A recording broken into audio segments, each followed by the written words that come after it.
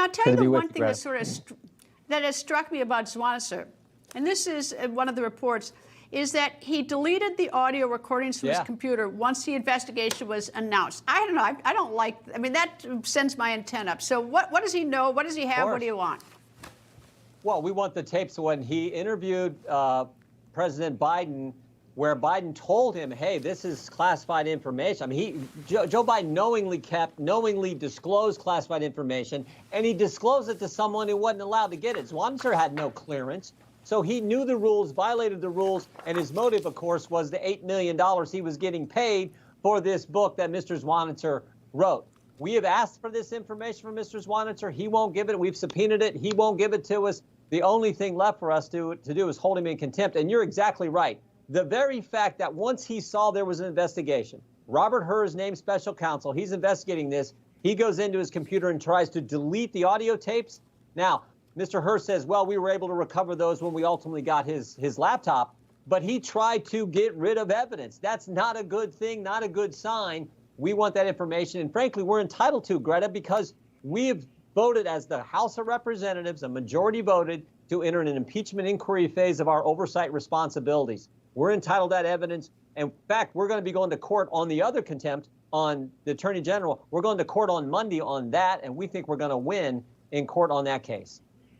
All right, so there are two tapes at issue. One is the Robert Hur investigation when he interviewed the President Biden. The other is this ghostwriter when he interviewed on the book. We know that according to the ghostwriter that he got classified information. We know that, but we don't have the audio tape. The other tape, the White House admits to editing, but says that they're insignificant edits, but we don't have the tapes to see whether what these edits were, whether they're meaningless or not. So so there's a lot of unknowns, and you've got the former Attorney General. I mean, not the former, the current Attorney General saying you can't have them. Well, and also, we think they've waived any privilege that they're asserting on the tape where Robert Hur interviewed Joe Biden.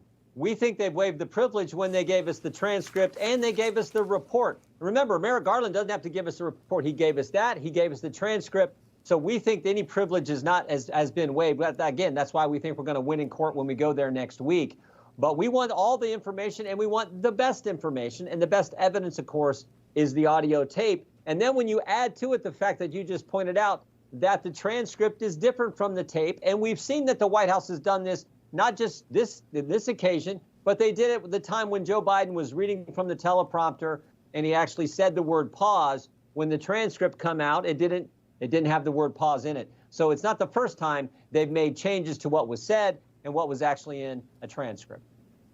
And there's some precedent for providing recordings to the president. I remember former President Bill Clinton back in the 1990s. Yep. There was a tape where he testified under oath, and we were allowed to see it, so that so the American people. Look, the other problem, that I think is here a little bit here is, the whole idea whether there's disparate treatment between a double standard in terms of the prosecution of the case, because Hillary Clinton didn't get prosecuted, neither did Mike Pence, and neither did Bill Clinton. They all had classified documents, and the president, they didn't, and then President Trump does. You've got that, but also at least there's a little part of it is that this president has not been accessible to the media. So anytime we get any information out of him, he's not, we don't get interviews with him. We don't get to know much. I guess we get Thursday, but we don't get to know him much. Right. I think that's all important. And remember what both the White House and the Justice Department has asserted. They've said we're impartial, we're independent. There's no way we're behaving in any, showing any partiality at all. Well, really, we have this fact pattern with President Biden, and then you have President Trump, where Jack Smith was caught altering the order, the sequence of the documents he seized from President Trump's home. He was caught changing those, so much so they had to admit that in a court filing, something you're not supposed to do. Some would say tampering with the evidence, and that's going on in that case. And President Trump's being charged, had his home raided, and then the different treatment here with President Biden, and as you point out, Secretary Clinton and others. Again, all the more reason why we need the best evidence. We need all the evidence to evaluate, is the Justice Department and the White House really operating in an impartial and independent fashion? Well, I just say finally, I don't think any one of them, Pence, Clinton, Biden, or Trump is going to sell national secrets, but they ought to be treated fairly. They ought to be treated the same. Anyway, I'm taking the last word on that.